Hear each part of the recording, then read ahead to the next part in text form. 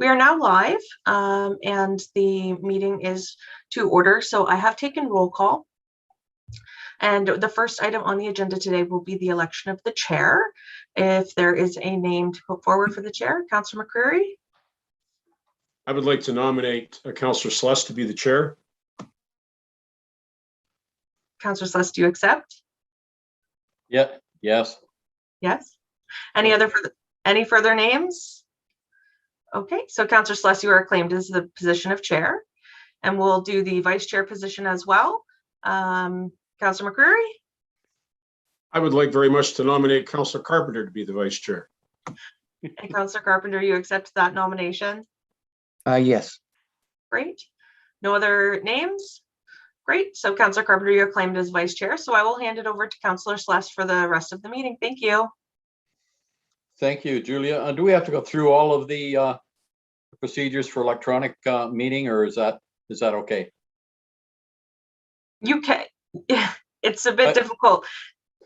People probably know it at this point, so. So we're good with, okay. All right, I guess, are there any declarations of conflict of interest? No, seeing none. Delegations? I don't believe we have any. Items for consideration. 5.1, we have a presentation from Todd McDonald from Performance Concept and Rory Backish, Dillon Consulting. So I guess we'll turn it over to you, gentlemen, for your presentation. Well, thank you, Mr. Chair, and good morning to members of the task force and to city staff attending today's session. Performance Concepts and Dillon are pleased to be here today to provide the task force with a briefing on the work we have been engaged in for a number of months around the review and potential transformation of the city's development approvals process. In terms of the mechanics of our presentation, I would ask the clerk's office for advice. Are we going, oh, there we go. The clerk's office is going to run the slides for us. That's great. If we could move forward, and I'll proceed at a good clip. If there are matters of fact, members of the committee, that you would like to stop me on and require clarification, that would be great. And of course, I'll leave it to your discretion about whether you want to wait till the end for discussion, or again, at your pleasure, we can stop and discuss matters of substance as you think appropriate.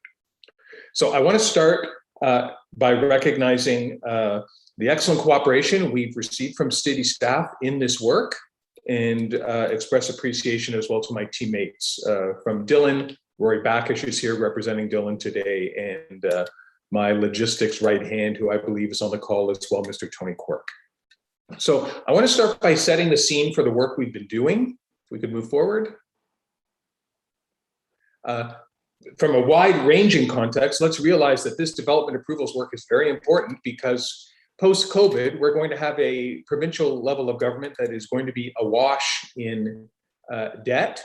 And as we look at modernizing the development approvals process, there's an opportunity for the city to do this right and to buffer themselves, if you will, from some of the expected fiscal turbulence that we can associate with another $90 billion of provincial debt, as well as boost yourselves coming out of COVID in terms of economic recovery and the provision of affordable housing. So, thank you. So we know, even before we start to talk about the Brant boundary lands, we know that when we look at historic volumes within the traditional urban boundary, that vigorous activity continues.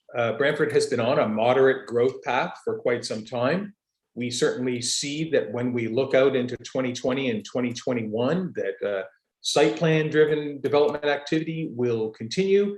And we certainly see the canary in the coal mine is the number of pre-consults that lead to applications, even before mid-year, were eye-popping in terms of the number of development interests that may be preparing to go to the market. And so we certainly know that there will continue to be considerable activity and demand for service within the traditional urban boundaries before we even talk about the Brant boundary lands. Thank you. Now, we know that the Brant lands and that expansion are a potential game changer for the development approvals process. Out of the DC background study, we know that there's approximately $335 million of forecast infrastructure that is going to have to be put in place to accommodate this growth. And that's going to represent a fundamental processing challenge. Next slide. That infrastructure on the residential side will need to support upwards of 7,700 new units, and this isn't even including the Tutela Heights boost or boundary land border intensification. This is just the straight boundary lands projections, and you'll see that very soon in the first half of this decade, we're going to be looking at between 350 and 400 annual new units. And of course, that represents almost a 50% increase in building permit activity for single family residential development. And of course, before the building permits comes the planning approval. So those planning approvals are going to start hitting the system very quickly in 2022 and 2023. So we're in a bit of a race to prepare. And the restructuring and transformation recommendations in our report reflect the need to make sure that we are modernized and ready in short order. Next slide. And of course, in addition to the residential growth, we're looking at a non-residential 1.3 million square meters of additional non-residential floor space in a series of commercial and industrial settings. And so that will translate into considerable site plan application demand coming forward from the boundary lands as well. Next slide, thanks. So, with that setting in mind, with continued levels of development pressure in the traditional boundaries and this game-changing activity that will be coming at you quickly, first through the planning approvals and then on into building, we approach this contextually around what the transformation of the development approvals process would probably need to look at. Yes, thank you. Next slide.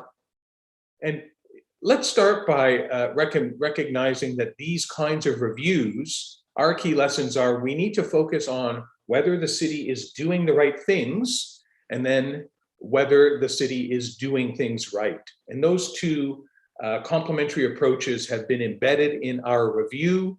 For instance, under doing things right, we've adopted lean thinking to look at your processes.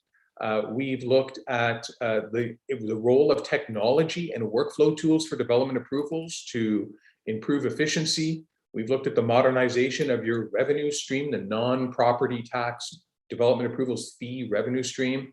And of course, we've looked at the strategic level at optimizing roles, organization design, and of course, measuring our performance, being able to set processing time targets and know with surety whether or not we're meeting them. Thank you. As I said, lean is an important part of this. And so we have looked at processes, we have set or recommended targets. Those processes have been documented. They are being embedded in the Amanda workflow tool technology that the city uses as the central nervous system for development approvals. And we will monitor, the city will be in a position to monitor its performance against those targets and drive ongoing process refinements. So both top down and bottom up in terms of continuous improvement. Next slide. Work has been done here and we have built on this work. So I know Bruce Peaver, I know KPMG. Back in his life when Bruce was a CAO, he was a client of ours. And I know that KPMG has done solid work. Many of those recommendations, due to the timing and the constraints that KPMG had, they were operating at the 1,000-foot level.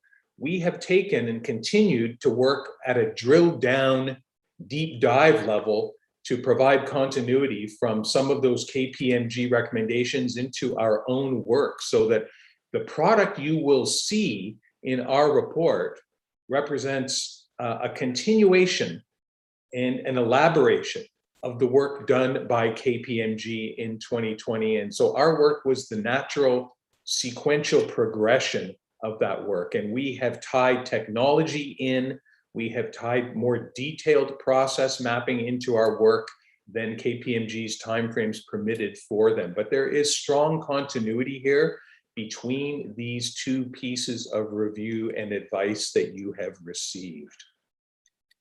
Thank you. Audit and Accountability Fund 101 was just a quick slide. The province has paid the bill for our work. This is the municipal modernization work that the province is funding for municipalities around the province. Our findings and recommendations are third-party recommendations. They have certainly been informed by staff's knowledge and expertise, but we stand accountable for the recommendations in our report. And while we are certainly amenable to stress testing, such as the kind of exercise we're about to go through with you, at the end of the day, using that productivity improvement lens, we stand accountable for our report. Thank you. We've got a team. Roy Backish, who is on the call with me. Roy and I have been working on development approvals process review since 2006. We've executed, God, I don't know, 30 or more development approval reviews for Ontario municipalities over the years. We have North Lake Design Labs, who are an Amanda IT guru kind of firm, as part of our team to work with us and making sure that your Amanda tools represent updated, modernized processes and will act, as I said, as an effective central nervous system to manage the high volume of activity that's going to be coming. And so this team has been fully engaged throughout the process. Thank you. In terms of methodology, we have a well-established methodology that we have used and customized for this review. We spend a lot of time documenting the as-is state. How does the city execute its development approvals process now? And we map that and we analyze it. We move forward and we reimagine those processes based on your circumstances, based on our expertise, based on staff's understanding of improvement opportunities to develop an as-should-be state, the state moving forward that will give you high performance and low risk. We conduct a gap analysis. What do we have to do to get from as is to as should be? And we set that out in a series of findings and recommendations that have been triaged and roadmapped for implementation. Where we are right now is the stress testing stage, where we, of course, want to run our work past the committee, and we're simultaneously, of course, running it past staff. We have done some detailed work in Amanda, and we have done a real-time performance audit of development files to develop insights into as-should-be opportunities on the ground, in essence, shadowing your staff through a series of files. Thank you. The primary focus of our work has not been on the building permit process, it's been on what we call planning and engineering DAP, the planning, approvals, and detailed engineering design review work that leads up to building permit applications. We, of course, have paid close attention to process improvement opportunities to overlap the planning approvals process with building permit processes to save time for applicants. And we, of course, have worked around to the far end post-construction where condition clearances from development agreements and securities release happen. So we're focused on the blue parts of this slide and the overlapping handoff into the building permit component pieces of this process. Thank you. And then finally, around technology, the city is moving forward, as many municipalities are, to post-COVID modernize its DAP IT portal so that applicants will be able to apply seamlessly across an internet portal, track the progress of their applications from an accountability point of view across the portal, and the portal will integrate closely with your Amanda workflow tool so that the work done in Sandbox World, that's the Amanda tool, will be linked to Portal World, and we'll have a modern IT solution that will generate timely, consistent processing of applications and avoid the negative impacts of being slow or having process choke points. Thank you. Now, when we look at transformation of the development approvals process, our recommendations follow this pattern. And there are integrated performance pieces that we have to think about. The first lens in all the DAP work that we do is cost recovery. We need to have a modernized set of development fees that secure the necessary growth pays for growth revenue from applicants.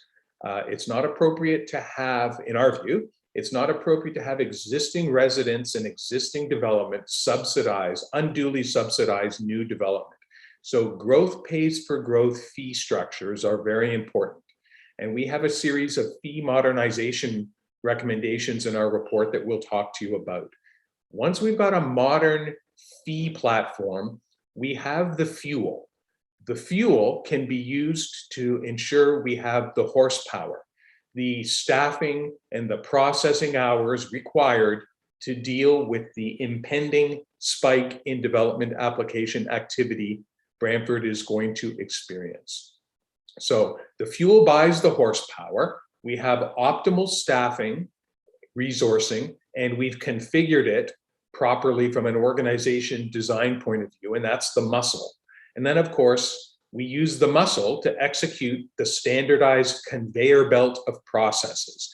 And the key to those processes, of course, is that they are consistent and predictable so that the development industry knows what the timeframes should be to process their applications forward, manage their cash flow, and manage their supply chains, and that our DAP conveyor belt in Brantford becomes standardized, predictable, and measurable. So again, we have performance improvement recommendations that hit all three of these lenses. And the totality of the package is to modernize the fuel, modernize the muscle, and then modernize the processes. And KPMG understood that, and we understand that, and we have taken their work and drilled it down to a more granular level to make sure that we hit those performance requirements. Thank you. So let's talk about the revenue stream first, modernizing the fuel. Next slide. We've done a lot of work in our practice around comparative fees. And what you see here, I know that's a lot of numbers, but I'll make it coherent in my remarks, I hope. We've taken a series of sample application scenarios, subdivisions with different unit counts, a detailed engineering review that follows the subdivision draft plan, a couple of site plans, a rezoning, and a condo. And we've taken the fee schedules of a series of comparators, some single-tier municipalities, which are reasonable comparators, and some two-tier growth municipalities, including both their regional and their local fees combined. And we've done this analytical comparison. And Brantford is in good shape with their development fees in subdivision world, in the detailed engineering review world, and in the rezoning world. Where there is an opportunity to modernize and upgrade cost recovery and appropriate revenue generation is in site plan world. And you can see here that the Brantford fees for a residential 50-unit site plan of 2 hectares or for a commercial site plan, 2,000 square meters, is significantly below the average when it comes to its single-tier comparators. And so we have some recommendations to address that. The point is our revenue modernization is evidence supported, and it's based on a growth pays for growth cost recovery framework. Next slide, please. So the recommendations for revenue and then for resourcing and then for processes fall into 2 categories: strategic, which we think are more substantive and sort of game changer, and then tactical, which are a little more in the weeds and operational.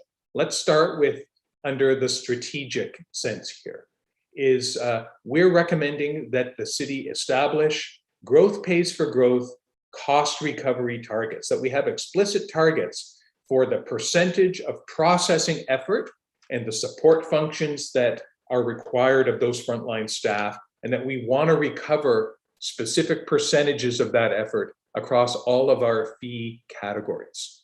We also recognize that there is an opportunity to embed that in sort of an enterprise style cost recovery model. You already have one for building, where all of the Building Code Act related costs are recovered from Building Code Act revenues. You're well along the way in development engineering. There may be an opportunity to incorporate further support function cost recovery. And we want to extend that strategy to development planning, so that revenue modernization and development planning is based on a discrete set of resources that do that work, and that we recover a very high percentage of those costs. And what this does is it reduces property tax subsidization of development approval files. And this is especially important on the cusp of a lot of the big development companies that are coming to town. We don't want existing ratepayers to have to subsidize, large developers who are coming to work in Brantford. We want those developers to be pulling their own weight, as they do across much and most of the Golden Horseshoe. This is not a revolutionary idea. It's incorporated in all of the greenfield growth engines, the Miltons and the Bramptons and the other growth related areas. We've done this work right next door in Brant. It's part of their new growth pays for growth strategy as well. So those are the strategic recommendations. And all of these recommendations are on a do now within the next 6 months, do soon within the next 18 months or so, and then do later on a timeline of urgency, recognizing the impending pressure that is coming from the boundary lines. Next slide. We've got a series of tactical recommendations for revenue modernization as well. Getting down into the down and dirty, modernizing the design of your site plan by taking your base site plan fee, which is just a flat fee per application, and adding a per unit escalator, so that when a site plan has a relatively large number of units and their complexity factor is higher, they will pay a proportionately higher higher fee. And we've recommended that both for your residential site plans, as well as a floor area escalator for commercial industrial site plans. So it'll give you fee differential based on the size and complexity of your site plans. And again, this is a standard industry practice with many growth municipalities, and this is a relatively straightforward fix. We're also recommending a 1% adjustment in the development engineering fee, the percentage of construction value fee.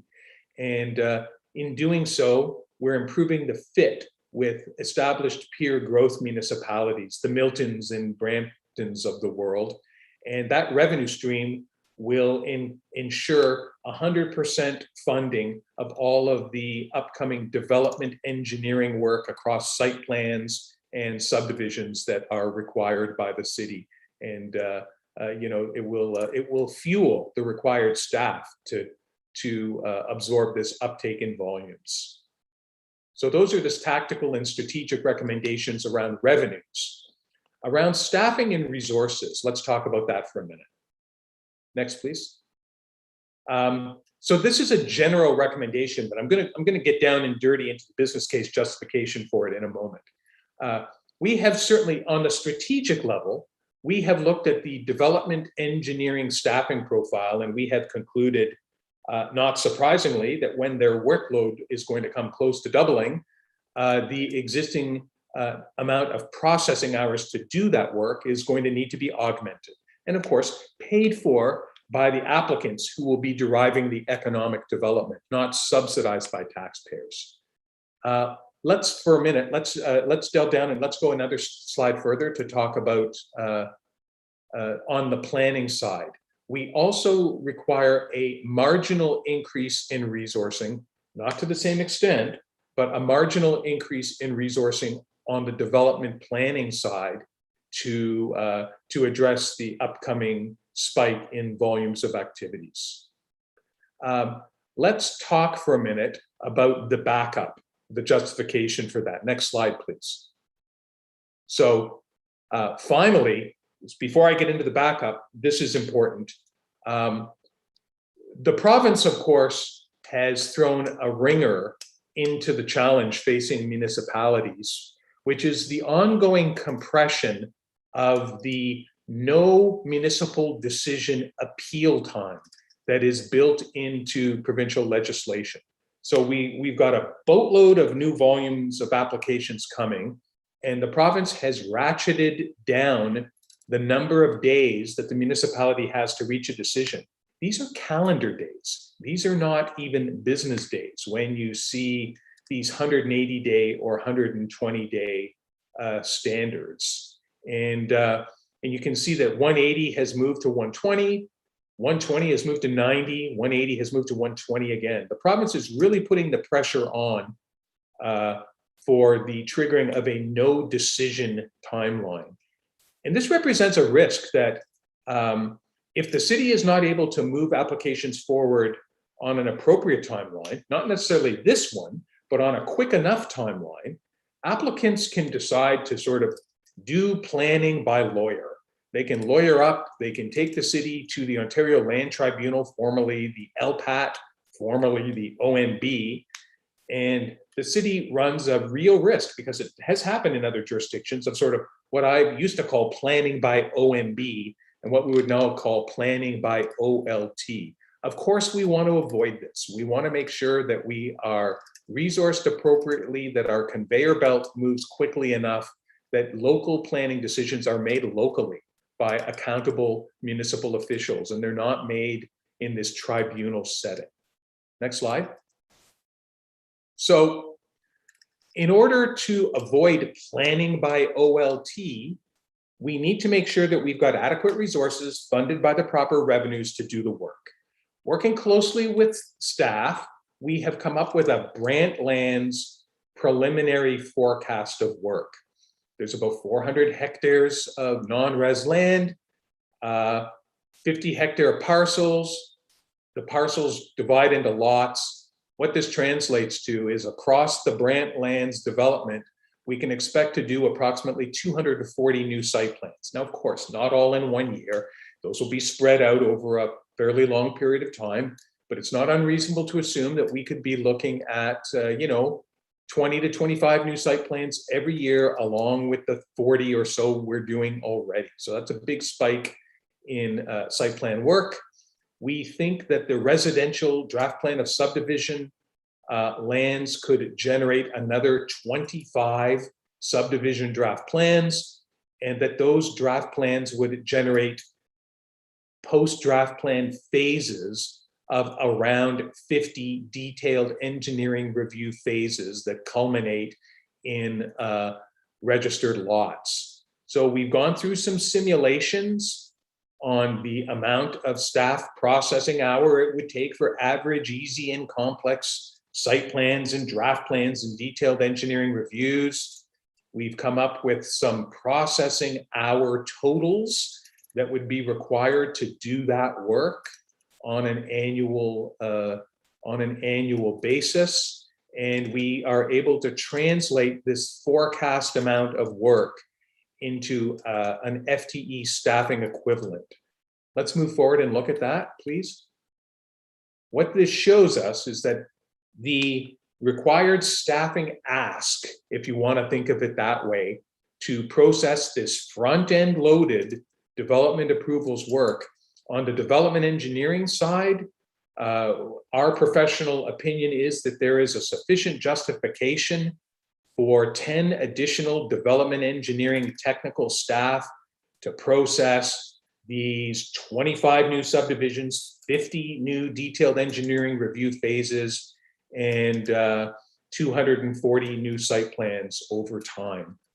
The required investment on the planning staff time is a smaller investment, but there are some needs to upgrade some positions, to reorient a couple of positions, so that at the end of that transformation, reorganization, and planning, the go-forward team would consist of 3 senior development planners, 2 intermediate development planners, 2 junior planners, and a refocused support position. So I know council members of this committee, those are significant numbers, but those numbers are driven by the imperatives of not falling into the planning by OLT trap. They are driven by a new modernized revenue flow, and they are, of course, driven by the impending volume spikes of the Brant lands. And we think there's a sound value for money justification associated with these adjustments. Next slide. So on into the process itself. Once we've modernized the revenue stream, modernized our staffing processing hours available to do the work, now we can apply those to the conveyor belt. Next slide. And we have a whole series of recommendations here. On the strategic side, we recognize that there is going to be a need to rethink the governance process.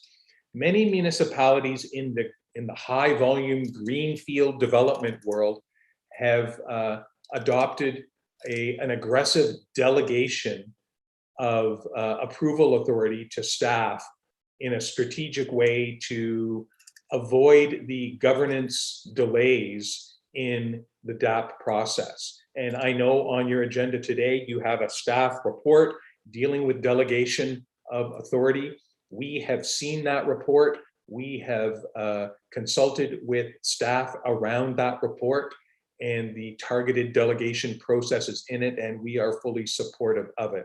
It's consistent with our recommendations. We also recognize that right now, the process of using 2 committees of the whole to process DAP work, 1 committee dealing with planning matters, 1 committee dealing with development engineering matters, it bifurcates the process. We don't think it's particularly optimal. And we also note that the existing committee of the whole processes are going to be clogged with planning application work coming through them more and more often. So we're recommending creating a single development approvals process committee of the whole. We think that will secure and protect adequate bandwidth for council to deal with these spikes in applications, and it will in-stream both the planning and engineering work that is being done on the same files. And then finally, we have some strategic work that needs to be done on pre-consultation. Pre-consultation is critical to this whole process. If we do the work with the development applicants that needs to be done to understand in a detailed way what the requirements are going to be, then we will gain benefits once the applications come in and we'll have smoother processing. So we've done a lot of detailed process work around pre-consultation. Next slide. So around pre-consultation, we have tactical recommendations, and you know, I'm not going to sort of torture members of the committee by going into these in depth, but I am happy to answer technical questions you may have around pre-consultation. Staff who are deep in the weeds of pre-consultation have been part of our discussion process around these changes to the front end of pre-consultation. You have a solid pre-consult process now. These process improvements will build on that platform of strength. Next. We've got additional more pre-consult application recommendations, and again, we can answer questions on these in detail if you have them. Next, please.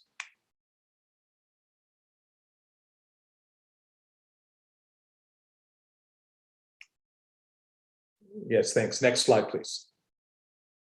Once we get through pre-consultation, we're dealing with complete applications.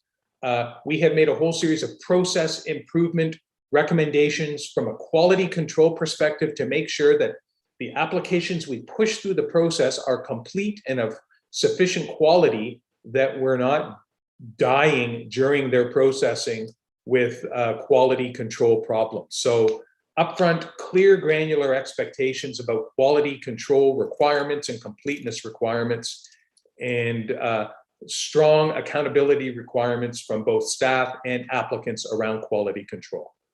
And again, these are in the weeds, very granular around process, which is required, but not necessarily something that members of the committee might feel the need to get into. But again, we can, as you think appropriate. Next slide, I think, is more of the same. Yeah, let's move on. And move on from application processing. Timeframes are important. So what we have done is we have created a set of predictable, accountability inclined processing timeframes based on the concept of controllable business days. So the city will be accountable across the technical review cycles of applications, site plans, subdivisions, rezonings, detailed engineering review. We will be accountable for executing that work with the staffing that we have in place across these controllable file business days. When the file ping pongs back to the applicant, our accountability clock turns off, their accountability clock turns on. When they resubmit required information, our clock turns on again, and we are back on a controllable, targeted time frame for our conveyor belt. And this will all be embedded in the Amanda workflow tool so that the tool is intelligent, it's time frame based. Applicants can see whether we're getting the work done on time at the city, and we will be able to have an accountability-driven conversation with applicants because we will know exactly how much time that file's been under our control and how that compares to the targets we've set. And so we have a whole series of these targets, if we can go forward, across differing aspects of the development approvals process. Subdivisions, detailed engineering reviews, site plans, we've set new targets for all of those. And if we can meet these targets, the risk of planning by OLT ending up in constant appeals is very minor. Next slide. At the back end of the process, we're doing this as well. After building permit construction has been finished, accurate occupancy has been granted, or this kind of work during the detailed engineering review of subdivision, we've gone through the same process. Again, more time frames post subdivision. Next slide.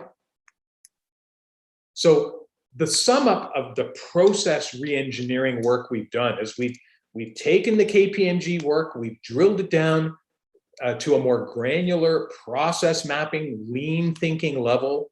We're establishing accountable targets. Amanda is being configured, and everyone is going to participate in Amanda across city business units so that we can measure actual processing times. And if we implement the recommendations in this report, we have a high degree of confidence that your actual timeframes will meet the targets. The industry will know they can depend on the city to move the conveyor belt at a sufficient time, at a sufficient level of velocity, and our re-engineered processes will go a long way to removing any potential inefficiencies from the process, and our process will be a high value added process. And we will be able to do business with the industry in a collegial and collaborative fashion across planning and engineering reviews. Next slide. Right, so we've got some detailed information here. Measurement is important. Let me quickly review this for you. We are using the tools we've talked about. We have a roadmap in place to build performance targets and a scorecard. The scorecard can be used to maintain accountability with council, as well as maintain accountability with the industry and the public. And we will use these key performance indicators, these timeframe targeted performance indicators, to implement an annual plan, do, check, and act cycle of service delivery. So the development approvals process will be run like a business. We will set targets, we will execute, we will check actual results against targets, and then we will tune up and refine through each cycle. Next, please. A whole series of tactical recommendations about how we make that work. Of particular importance, we believe, is the idea of establishing memorandums of understanding across the key targets where we are committed to those timeframes publicly, and we can hold ourselves accountable internally and with the industry. And of course, this will all be tied into the portal so that across the portal, applicants and the public can see how we're doing in executing that conveyor belt of DAP application processing. Next. So members of committee, thank you for your patience and your indulgence as I talk. I'm happy to turn it back to you for questions of clarification, for comments and feedback. We value your stress testing comments as we move forward to refine and finalize this change management report for the city of Brantford, and in doing so, contribute to a modernized, highly efficient development approvals process. And with that, I'll be quiet, Mr. Chair, and turn it back to you. Thank you very much, Todd. Members of the committee, are there any questions? Yes, there are. Councilor McCurry, I guess your hand went up first. Thank you, Mr. Chair. So I think what I'm seeing is with respect to recommendations for added staff, what I'm seeing is based upon what the consultant deems to be the anticipated volume of increased work. Is that correct? Mr. Chair, through you to the councillor. Yes, we use the city's approved development charge background study as, and then we use that to project forward the required effort. And we assume that that effort would be funded by these non-property tax revenue fees. So you're correct. Do I see any consideration here for what you would recommend as process efficiencies or additional delegations of authority? Does that factor into these projections at all? We certainly, so we are supportive of the fact, we recognize the fact that a modernized workflow tool and the delegation of authority as per the city staff report will make positive contributions to the timeframes for processing applications. As we move forward, there may be an opportunity to fine-tune the required resources when we see the positive impacts of the workflow tool and the delegation of authority. So for instance, Councillor. So I was really just looking for a yes or no. Yeah, we've looked at those questions and those efficiencies are consistent with our resourcing ask. So you've already incorporated what you anticipate to be the efficiencies that you'll generate. Yeah, we think the efficiencies and the staffing levels are consistent. Okay, super. You said controllable business days. Could you explain what that modifier means? I can. So the development approvals process is in many ways a ping pong game that moves back and forth between city staff and the applicants. The applicants deliver a submission, our clock goes on. We are now on a timeline to review their submission, provide comments back to them and suggested or required revisions. When they ping it to us, we review it, we pong it back to them. When it moves from our control to theirs, these timeframe clocks in the Amanda tool turn off. So we spent 12 days or 20 days or 30 days doing our internal review work. We sent it back to the applicant for some more work. They're now on their own clock. When they do that work and submit it back to us, we turn our clock back on. So as we ping pong, if the city is the ping, that's what we measure. And so they can't just run the clock out. Is that what you're saying? Yes, we certainly don't run the clock out. No, the applicant can't run the clock out. So the regulations simply relate to the amount of time that it's under our control and not theirs. Our targets do. Unfortunately, the province's regulations don't. So we want to be able to clearly demonstrate that we're hitting our targets and we hope the applicant's consultants are hitting theirs. Okay. You talked about raising our prices to meet those of neighboring municipalities. Did you also have a look at, so for instance, I think a residential site plan, if I recall, our price is 20, our price was 12, the average was 20, did you take into account the length of time that the other communities get the thing out the door to these folks? Well, what I focused on was the fact that we're setting internal performance targets for Brantford, Yeah. that the design of our fee structure is not as modernized as established, experienced greenfield municipalities, and that if we upgrade the design of the fee to include this escalator reflecting the size differences of files, we won't penalize simple files, and we will extract the necessary revenues from complex files. So sure, but my question is this: for the comparator municipalities, did you look at the length of time that a file would have been in their possession before being deemed complete? Because maybe they're giving better value for the 20,000 average than we're giving for the 12. Yeah, unfortunately, I mean, processing time feedback wasn't possible in that review. So what we did is we looked at their fee schedules, and we looked at our fee schedules. We looked at the design of their fees and the design of our own. So the data associated with what their throughput times are, it's just not easily available.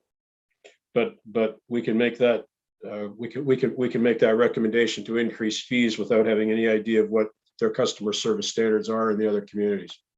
I think we can make a recommendation to increase fees based on an internal cost accounting review of your own effort recovery performance. And we're recommending that a rapidly executed internal fee review be used to justify the adjustment in fee price. Yeah.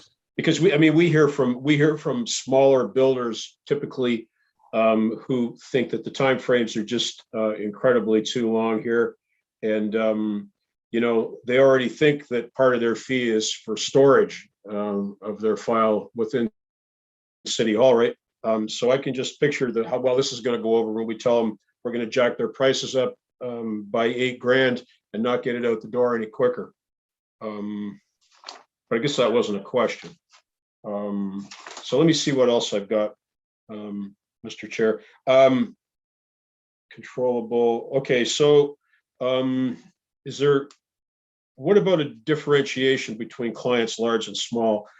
Are you going to be recommending a way in which we can, sorry, let me come back to the pre-consult. I like the fact that you said a lot of this can be done on paper in advance rather than by putting 35 people hopefully together in the same room for a couple of hours. How extensive is the pre-consult going to be paper-based or e-based, I guess would be the case now? Yeah, so we certainly want the pre-consult process to work within our Amanda central nervous system, the workflow tool. And so we want information submitted for the pre-consult meetings over the portal so that it's super convenient for applicants. And in cases where the complete application submission requirements are pretty straightforward, we may even be able to bypass the need to have a meeting. The city may simply be able to say, this looks pretty straightforward. Bing, bing, bing, bing, bing. Here's the 16 pre-application or the 16 complete application submissions we need from you, and upload those over the portal when you do your application. If so does that mean then that there's going to be one city staff member who's going to be responsible for every file that crosses a desk? Sorry, not for every file. One single city staff member responsible for an individual file to ensure that everything that the client needs is combined together, so the client doesn't have to go from department to department to department anymore? The envisioned processes at pre-consult and beyond certainly recognize the importance of a designated city planner who acts as the file Sherpa, for lack of a better term. Sorry, the what? A Sherpa, the point of contact, the guide for the applicant, the champion of the file, and works with the rest of the team to coordinate the file, both within the workflow tool and across the multiple business units involved. Okay, that's good news. Thank you. Yeah. Okay, Mr. Chair, that's all my questions. Thank you very much. And thank you to the consultant for this volume of work, which was about a 2-hour read. I think 2 hours is being not generous enough, but anyway, Councillor Carpenter, sorry. Yeah, this is an item that you have to read and then reread and then reread again. Okay, thank you. Yes, it was a very long read. You commented a lot on, I like the idea that you're putting timelines and you're making the timeline and we're putting the staff in place. That makes sense to me. But this is all contingent on the Amanda working properly. Is it not? Like Amanda's not, this is all not filled into the Amanda program, it doesn't work. Amanda is a critically important central nervous system to manage these complex processes. Now, the good news is, like many municipalities, you have a modernized Amanda suite of tools. As is often the case, building departments who have been dealing with mandatory timeframes from the province for 20 years are deeply embedded in Amanda world, and your building department is deeply embedded in using the Amanda tool in exactly the ways we've been talking about. That has been less common in planning DAP world across many municipalities. So the cultural imperative here, and I will say with great approval, the team is fully on board with the need to commit to Amanda to manage this upcoming deluge of applications and processing complexity. And so development engineering and development planning are fully on board with everybody being on Amanda. If you touch the files on paper, you must now be an Amanda participant in the electronic solution. And so there is no cultural debate in Brantford anymore. It's now a technical implementation piece. And we are helping with that implementation piece with our Amanda guru, who is working closely with city staff frantically and quickly to build out detailed, granular Amanda configurations for planning files. So, the best time to have done this was 10 years ago. The next best time to do it is right now, and it's being done right now. Yeah, okay, and I'm sure you're glad I asked that question then, because it flowed through the whole report. I mean, every time it came up was Amanda. Now, on one of the reports, I think it was C5 or C6, you talked about the planning staff, and some of it's mitigated. One of the applicant hirings would be fully mitigated, and the taxpayer wouldn't be supporting it. One of it said mitigated by DAP, modernization of DAP and the funding, but it wasn't. It just said mitigated. It doesn't say fully funded. So are the taxpayer still going to be in the hook for some of this? Let's talk about that for a minute. So I've done this kind of fee work all over the province. Some greenfield municipalities say we're gonna recover 100% of our application processing costs from developers, and there's lots of those places out there. Other municipalities say we're probably satisfied recovering 80 to 85% of our all-in costs. And we recognize that the existing community does have an interest in these files and should make a limited payment towards them. That discretion about whether you want to be an 85% or 100% cost recovery municipality, we can work out moving forward. But when we look at the all-in costs of support functions like HR and IT and finance and all of the frontline staff that touch files, we think there's an opportunity to improve your cost recovery, and we can soft land at whatever target, 185 is seen to be the appropriate target. But we can move forward with an aggressive cost recovery framework where zero property tax support is required, if that's the policy direction that the city chooses to move forward with. But my point is there is some discretion there. We can still be a growth pace for growth municipality at less than 100%, but we can make that as a conscious decision, not as an unconscious subsidy or an unintended subsidy. Right.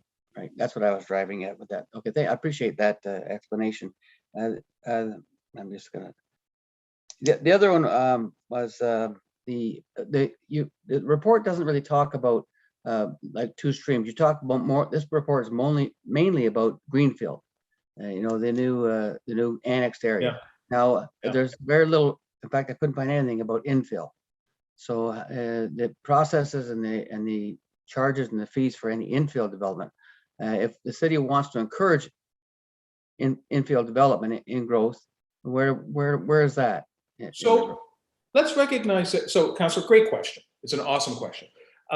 So infill development, the standard sort of industry understanding is that a given infill application, let's take an infill site plan, is probably more effort intensive than a greenfield site plan. The site plan may have neighbors. There may be the need for public consultation. The engineering solutions in site plan world may be more complicated in an infill situation. And so one fee, and all municipalities aren't really permitted to have infill versus greenfield separate fee structures. The point here is that one fee structure is going to have to support both of those types of work. Our evaluation told us that existing levels of city staffing are probably sufficient, but just barely sufficient to deal with the ongoing development applications coming inside the city's existing urban boundary.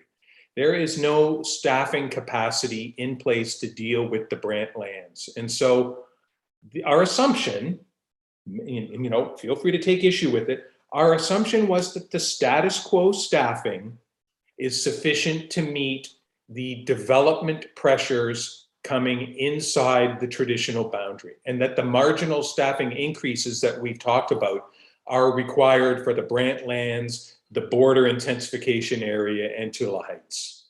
Well, But, yeah, the infield has less. It's an assumption, Yeah. but I think it's a defendable assumption. There certainly is not lots of excess capacity in the existing staff processing hours to deal with the upcoming volume. So we dealt with the staffing on the margin as Yeah, I opposed to think the what I- staffing in yeah, I totality. get that. What I was looking at was the ability to have a site plan for an infill project of 1, 2, or 3 units, or maybe 3 being the max, for not requiring a full site plan application process, and then a site alteration process, which is kind of a duplication of the work. Yeah. So we're thinking here sort of tear down rebuilds in some respect, or we're thinking about small parcel, like a 2 or 3 person sort of multi-res on an established lot of record. Those processes are really tricky. And so for instance, in some jurisdictions, they, like you guys do, use site plan control, or there may be a site plan control exemption.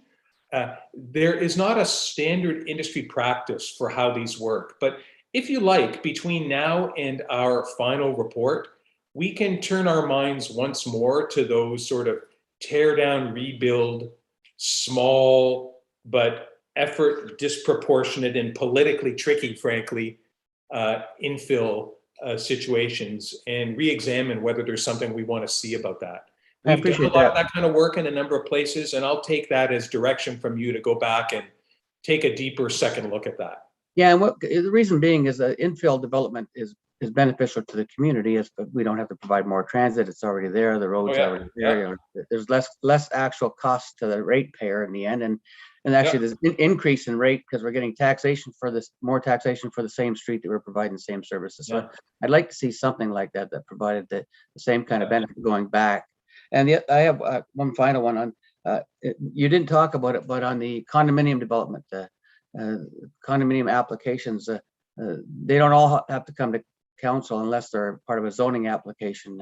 Currently, they do. They come to committee of the whole, I believe. Now, sorry, go ahead. No, I'm sorry. I didn't mean to talk over you. I'll let you finish. My apology. Okay, so some of the concerns, because we have a condominium association in town, and I know a little bit about condominium legislation and regulation.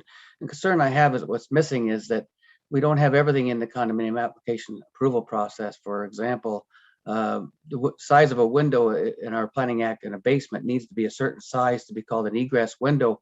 It's not in the Planning Act anywhere, but so someone builds a condominium and then they go to put a bedroom in the basement, and they find out from our sort of permit, and they go to get a building permit, that they can't actually have that as a bedroom because they don't have a size window. So just having the right size window.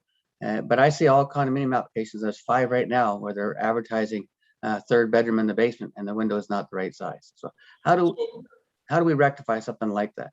I will say this. Our think, and then I would invite comments from staff on this matter when we broaden the circle of dialogue here, or from my planning associate, Mr. Backish.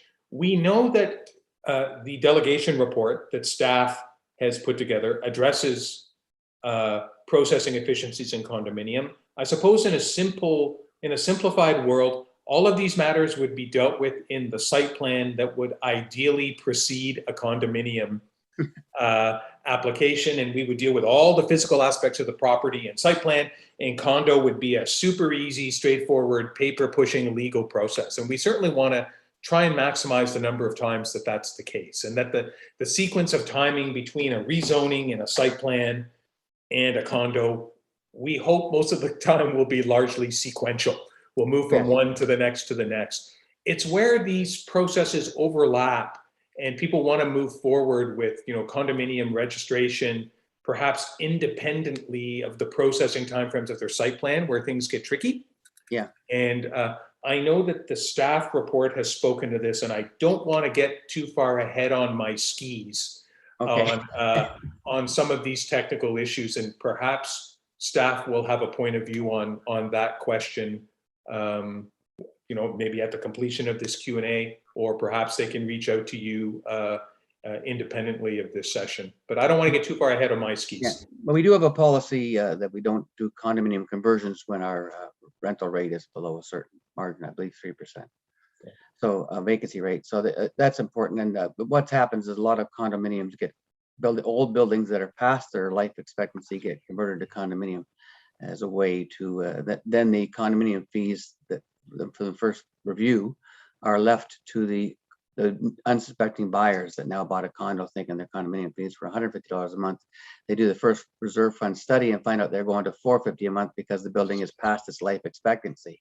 This is the tricky issue. Is it the city's fiduciary obligation to protect the soon-to-be common owners from risk exposure that has not yet been dealt with completely through site plan, or indeed if there isn't a site plan preceding the condo?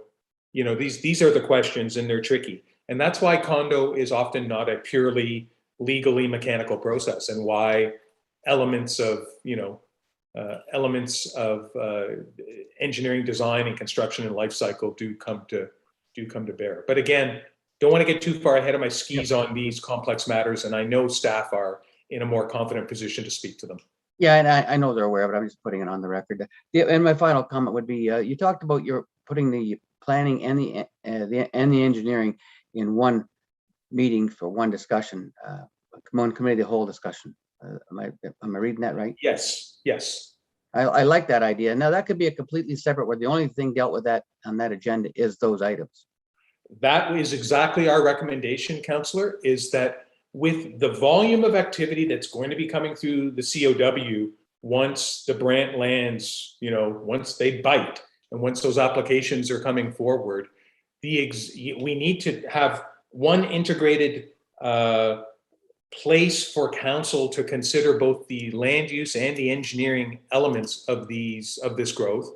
And quite frankly, the existing COW process, it's quite clear, is already overflowing with Planning Act stuff. And, these statutory public meetings, we know they are effort-intensive exercises, and streamlining the nature of that public consultation is going to be important, and providing a new sort of DAP-only COW, I think, is prudent, so that we're not creating a choke point. We're, in fact, eliminating a choke point before it happens. So I think that governance reform should be carefully considered by council, and we think it's appropriate. Okay, thank you very much. Thank you, Mr. Chair. Those are my questions. Thank you, Councillor Carpenter. I've just got a couple, and I'd like to say thank you. In response to Councillor Carpenter, you said about the little mom and pop builder who buys a house, severs off a lot, and then wants to build an infill home. They were struggling, I think, under the pressure of the fees, because they can't amortize that over 20 units or 40 units or 60 units. So I think that's important. As you indicated, you would take a deeper dive into that. And I think that's something to be cognizant of as you're looking at it. These folks can't support the same weight that a person building a subdivision can per unit, because they're only building one. So it's the small independent fellow that's trying to make a living building, one home a year or whatever, 2 homes a year. That's the fellow that I was concerned about. The big folks can look after themselves, I think, better than the poor little fellow that's just trying to make a living. But having said that, We talked about cost recovery, and you said it can be 100, it can be 85, it can be whatever the municipality deems appropriate. What is our cost recovery today? Well, that is a bit of an adventure. So I have a high degree of confidence in the cost recovery data that we saw around building. Engineering, development engineering certainly has a robust cost recovery model. On the planning side, we did some work to segregate, if you will, the planning staff that work on planning policy matters from the planning staff and other business units across the city that work on development files. And so there's a bit of an activity-based costing art to this. And the costs, the actual all-in costs include, you know, the city's HR department and the IT folks and the facilities folks that, you know, give the planners an office and, you know, get them paid and pay their bills and, you know, get them hired and deliver their benefits. Those costs typically account for about 25% of the total cost of processing a file.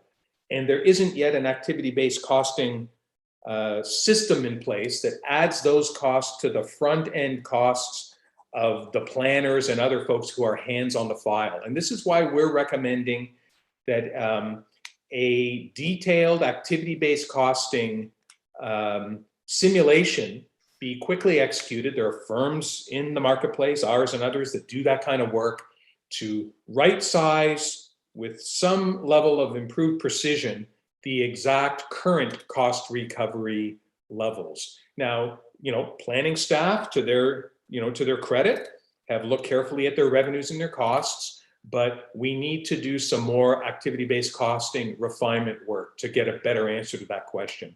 But I'm going to be safe to say that once we add in the all-in cost elements, we are not at 85 or 90% yet. I think the short answer is we don't know. Yeah, we got to do some work to get there. That's the short answer. Okay, thank you. And my final question is, it's nice to talk about full cost recovery in it makes good conversation. You know, that development pays for development and they're nice catchphrases. But once we've done that and we have it paying for itself, if we priced ourselves out of the market, like I think you said, we would be comparable to other big greenfield development like in Milton and like fast growing communities like in Milton, like in Brampton. But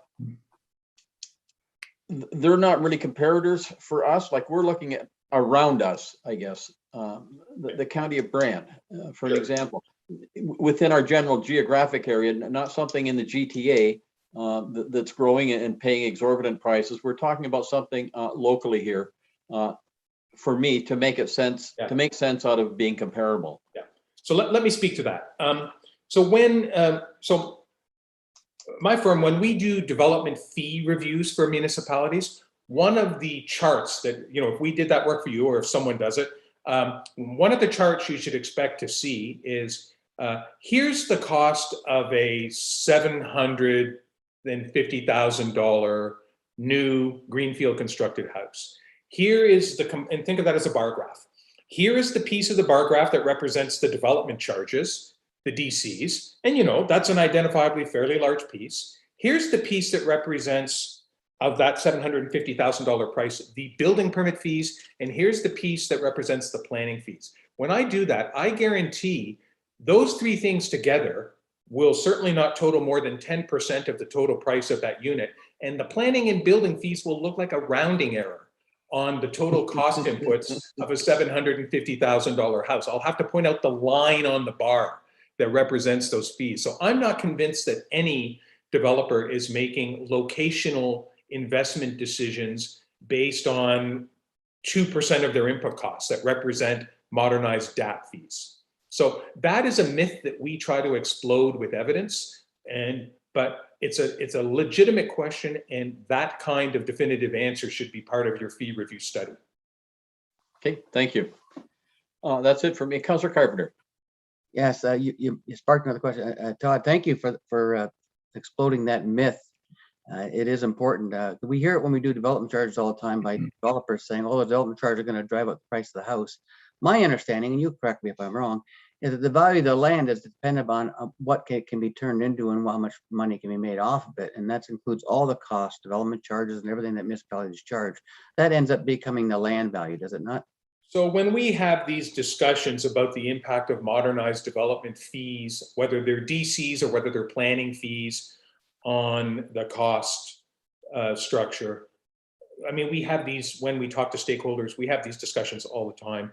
I have not yet met one stakeholder in 15 years that would open their books to us and show us their granular costing structures, because, you know, in this meeting place of profit and cost, you know, there's some flexibility there. And I have not yet had an experience where we've been able to sort of enumerate all those costs, looked at exactly what a developer's margins are, and come to a definitive conclusion that these fees are hurting their margins or negatively impacting the pricing decision they make. These are input costs. They absorb this and they price it against the market. Sure. At the end of the day, it's the land that ends up being the bottom of the bottom line. These input costs are very small. DCs, of course, are much larger than building fees or planning fees, but those building and planning fees together are non-determinative. They do not impact locational decisions. And frankly, the more helpful thing I hear from developers is modernize the fees, but then demonstrate to us that we're getting predictable timelines for processing our applications. Because where we die as an industry is when our cash flow projections get screwed up because we can't get applications through your conveyor belt at a time that we can predict. It doesn't even need to be especially fast. It just needs to be predictable. Yeah, I hear that all the time too. The time is more important than money in the sense Yeah. for development industry. Well, for them, time is money. And the money associated with losing time is a lot more important to them than these moderately priced input costs from fees. One final question then. You also said you did some work for the County of Brant. Are we going to be in the same ballpark as the County of Brant then? So the work we did in Brant was 2 or 3 years ago. We did a process review for them. We did a fee review for them. We followed a similar methodology. We can do, actually, we should probably do this. I'll do a turnaround look at Brant's updated fee schedule. We didn't include them as a comparator because they're not really a demographically appropriate comparator to Brantford, but they are next door. And so I'll do a quick look at the sort of the Brant fee schedule, and we'll build that into our fee comparisons. I appreciate that. Thank you very much. Thank you, Mr. Chair. Thank you, Councilor Carpenter. When you're doing the fees comparator with the county, Todd, can you also do the timeline? Like what's it take to turn something around out in the county?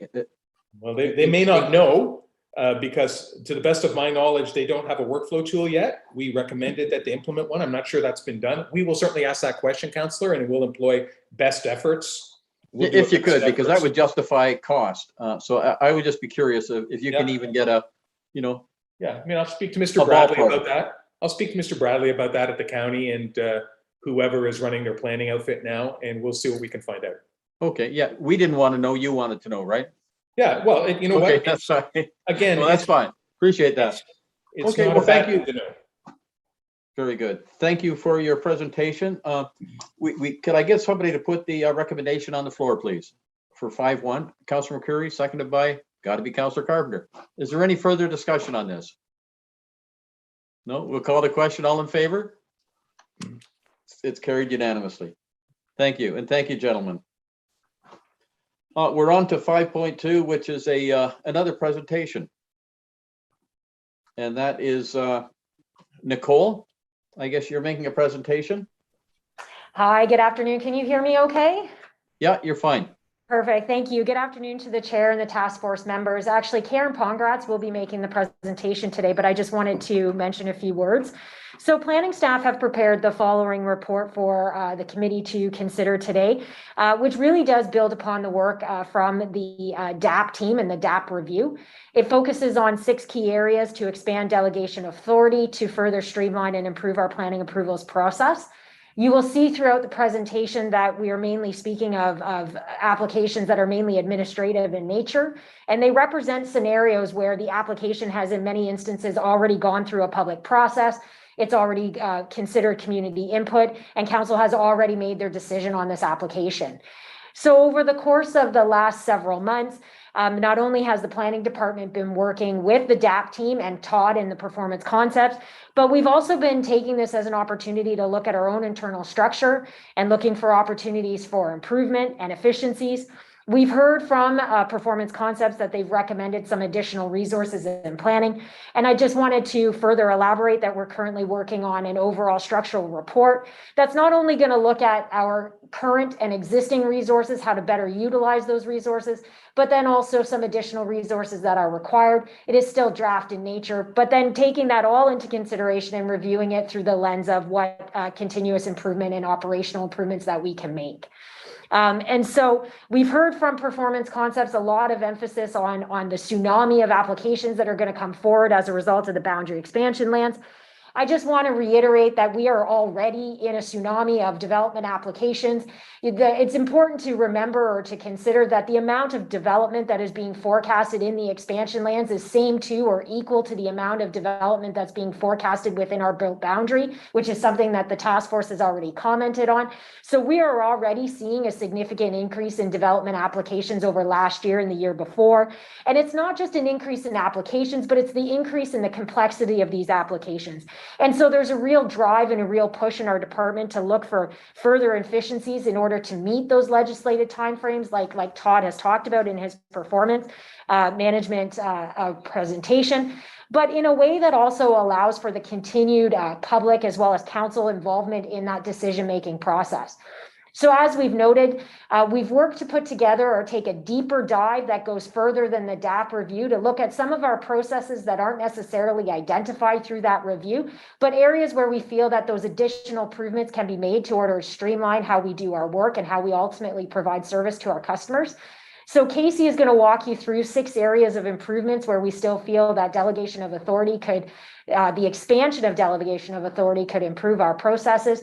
And what we're looking for the task force today is comment on those processes, areas where we can improve or things that we may want to reconsider. And ultimately, we will be building those comments into our report that will be presented to COW CD in October. So with that, I'll turn it over to Casey and she can walk you through the changes through our delegation of authority that we're actually proposing. Thanks, Nicole. Thank you, councillors. So as Nicole said, I just want to make sure that you're seeing my screen here. So you're seeing the cover page. There we go. So as Nicole mentioned, we're looking for input from this Building and Construction Task Force into the report that's going forward to the Committee of the Whole. Staff are proposing recommendations that'll further streamline this delivery of planning services with respect to delegating 5 areas and then requesting a change to the delegation that exists in one other area. So the 5 areas that we're proposing that be delegated to staff are the removal of a holding provision, and I'll go through each of these in detail. The removal of a holding provision, relief from part lot control, determining the major versus minor amendments to draft plans of subdivision, extension of the lapsing period for draft approved plans of subdivision and condominium, and in some instances condominium exemption. Staff is also requesting changes to the Heritage Act delegation, which staff currently has. So with respect to the removal of a holding, the holding provision is implemented through accompanying Planning Act applications, either an official plan amendment or a zoning amendment, plans of subdivision. So when those holding provisions are applied, there are specific and detailed conditions that must be met prior to that holding being lifted. The current process requires that staff prepare a staff report and that the bylaw is presented to council for their consideration. This often causes delays in the issuance of building permits, waiting for the Committee of the Whole meeting. And quite often, the applicant waits until the 11th hour to realize that they need their holding provision removed. And then there's often a 2 or 3 month wait period before we get it to Committee of the Whole, get the bylaw to council. So in this instance, because there are specific and detailed conditions that have been set out by council through the consideration through those other applications, we're recommending that the removal of the holding be a delegated staff activity. Council would still be responsible and have the ability to review the bylaw for the removal of the holding at council, but we are recommending that the ability to bring that forward to council be a delegated staff authority. With respect to relief from part lot control, as you're aware, relief from part lot control is typically used where an applicant is dividing a semi-detached unit into the individual saleable units, or townhouse dwellings that are divided into their individual saleable units. Often this relief from part lot control comes after the building permit is already issued. Once the foundation is poured, then they'll apply for relief from part lot control, because in that instance, we know exactly where the line needs to be, rather than doing it ahead of time and then trying to build the foundation to the reference plan.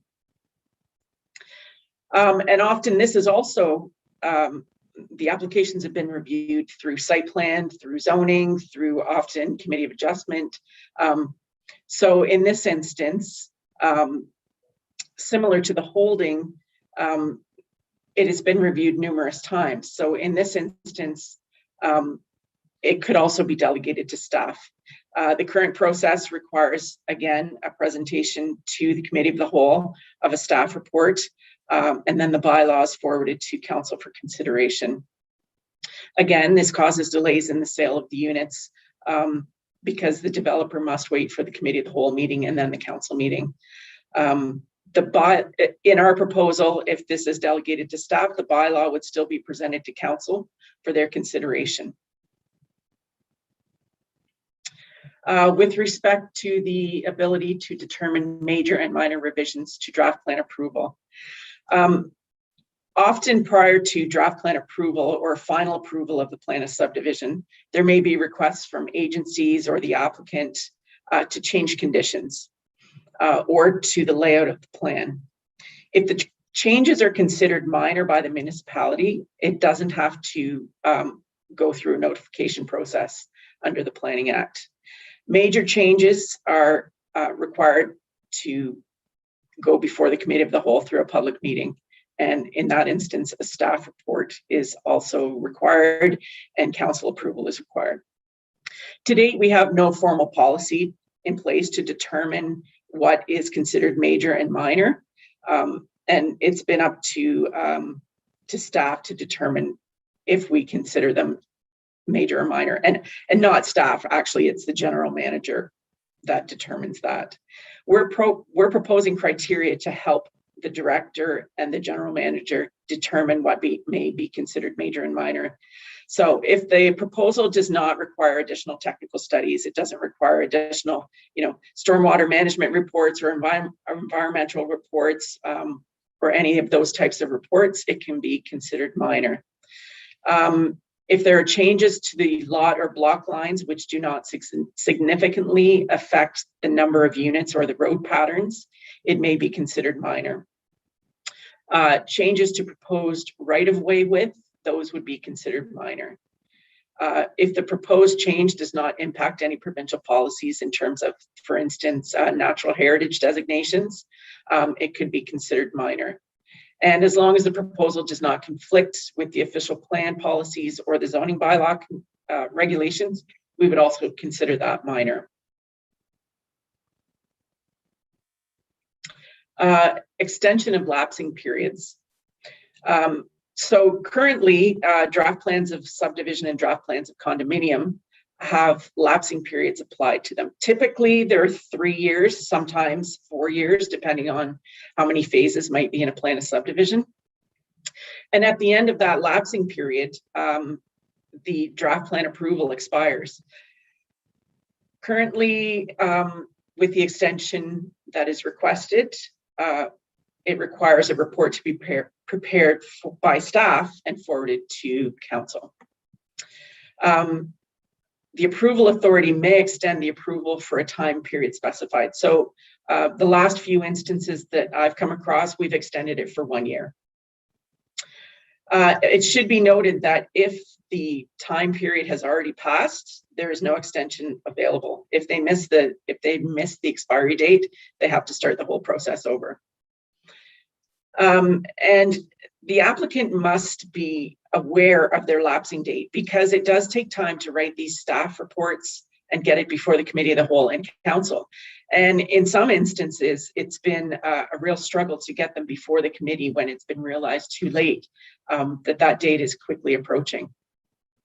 So there are severe time constraints to ensuring that the application is placed on the agenda before it lapses.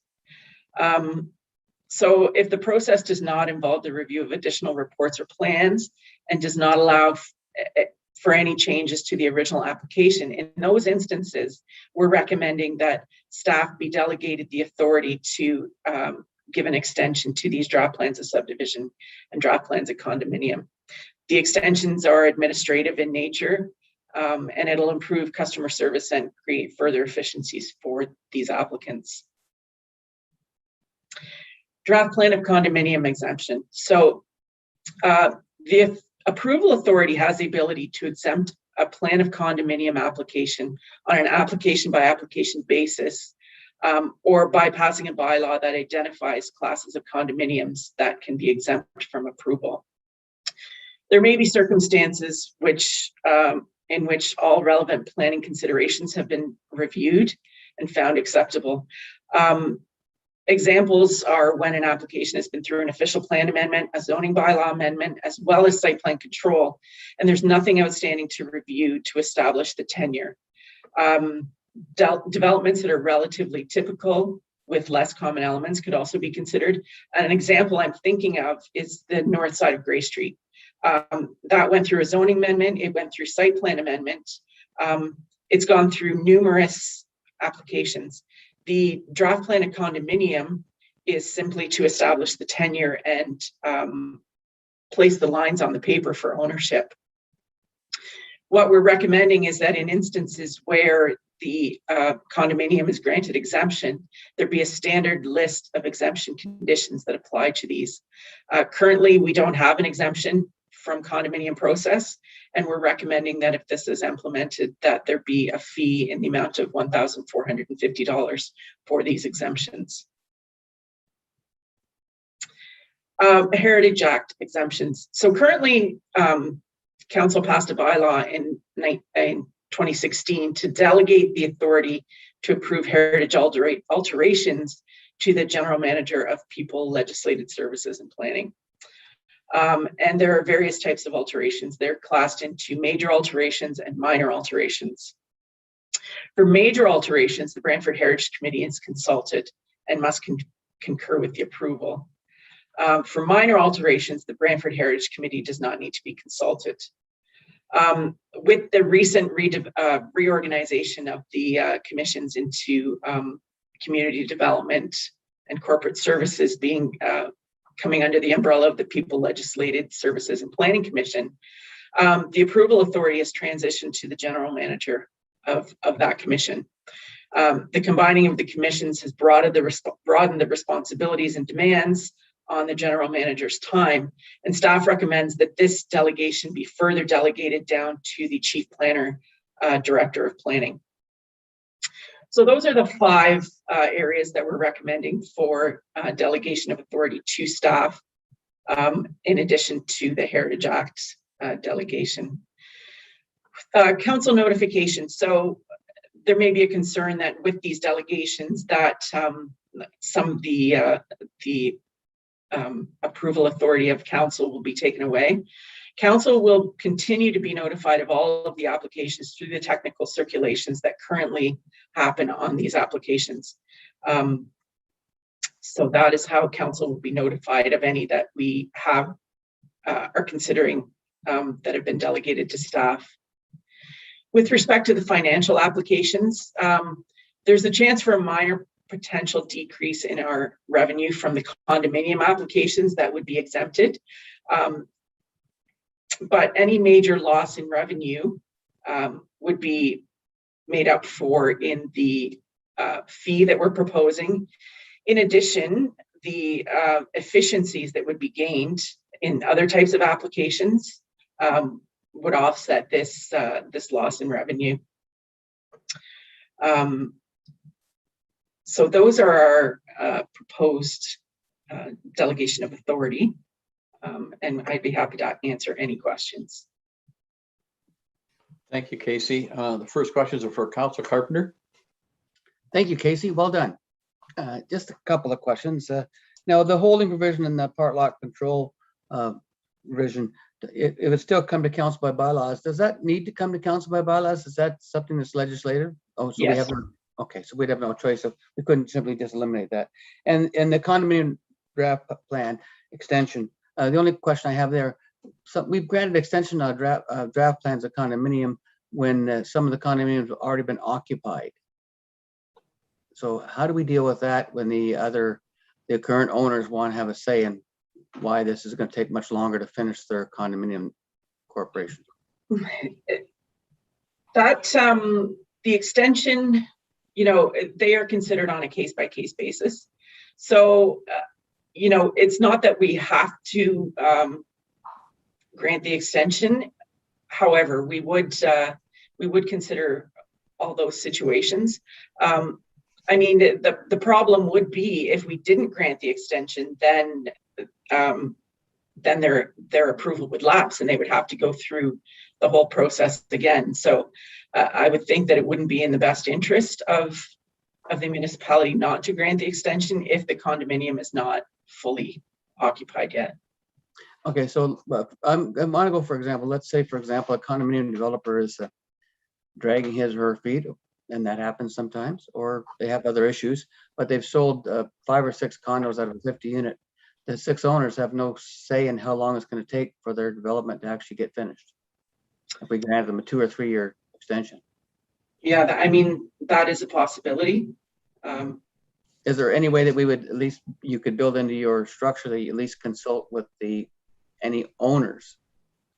Because they're not really owners at the time, they're renters until they're owners, until the turnover meeting. But is there a way we can, I don't want to bureaucratize this and have to come back to council, but maybe there would be a way that we consult with the owners to find out what's been going on. And I know one in particular in West Brant where the owner simply didn't even clean the streets. There's mud everywhere, and renters, he got an extension.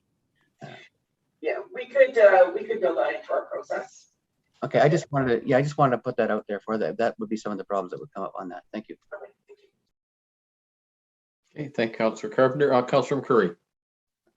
Mr. Chair, thank you. Yeah, good work, guys. Hopefully this is going to take a bit of time off your table to devote to other activities. With respect to the changes regarding the Heritage Committee, Casey, is it your plan to have the Heritage Committee consider this and make comment on the delegation of authority changes? Through you, Mr. Chair. No, we had not considered that. We were bringing it to this committee for your consideration, but we had not considered that. I think it would be appropriate to do that. They may have comments that the 3 of us might not have considered. If you could please arrange to do that. Through the chair to the councillor, if I can add, absolutely, Councillor McCreer, we can definitely add this to an agenda. I want to make it clear, though, as well, and we will to the committee, that we're not actually making any recommended changes to the major and minor alterations. It is actually working quite well. I think the committee is enjoying having their review of the alterations, and I think it's actually, you know, continuing to improve our process. All we're requesting is that that delegation of authority for those major alterations is delegated to the director versus the general manager. And that's really just a representation of the increase in sort of work and scope and the restructuring of our new commission. Right, thank you. I've just got one, I guess through you to Casey. The major minor amendments. I was concerned there. A minor amendment. Let me get this right now. A major amendment requires a public meeting, where a minor doesn't. But in the view of the person making the decision, they might consider it minor, but the counselor representing that ward might have major concerns with it because of something within that neighborhood that might not appear, in an application. But it could be something political. It could be something sensitive in that neighborhood. That I'm just wondering if there's opportunity, even though it's minor, at the request of the ward counselor, if they deemed it appropriate to have a neighborhood meeting, to have to allow, I guess, the residents to have their say. Could that be built into that process? Certainly, Councillor. One of the ways that would happen is through the circulation, the technical circulation that goes out to the ward councillors. And if it was determined that there was a major concern in that area, the ward councillor would let planning staff know that they didn't consider it to be a minor amendment, and then we could take it through the regular process. Okay, that would, yeah, as long as I have that assurance, I'm fine with that. It doesn't happen all the time, but it can happen, and it would be difficult to undo something that we've already done. So it makes sense to allow that flexibility, I guess, to be built in. If that can be done, that would be great. Okay, are there any further questions? No, seeing none, thanks. Casey, appreciate the presentation. Could I get a mover for the recommendation 5.2? Councillor McCreary, seconded by Councillor Carpenter. Is there any further discussion on 5.2, the delegation?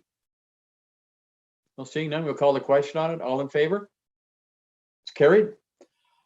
Consent items. I guess we didn't move any of this. Could I get a mover for the consent items? Councillor Carpenter, seconded by Councillor McCreary. Any errors or omission on the minutes? Seeing none, call the question. All in favor? It's carried. There are no notices of motion, and I guess we are adjourned. Only to reconvene at 2 o'clock under another name, I think. Councillor Celeste, I just looking at them. No, I was there. Never mind. We're good. I thought it was. All good? Yeah. Okay. All right. Well, we're adjourned. And thanks for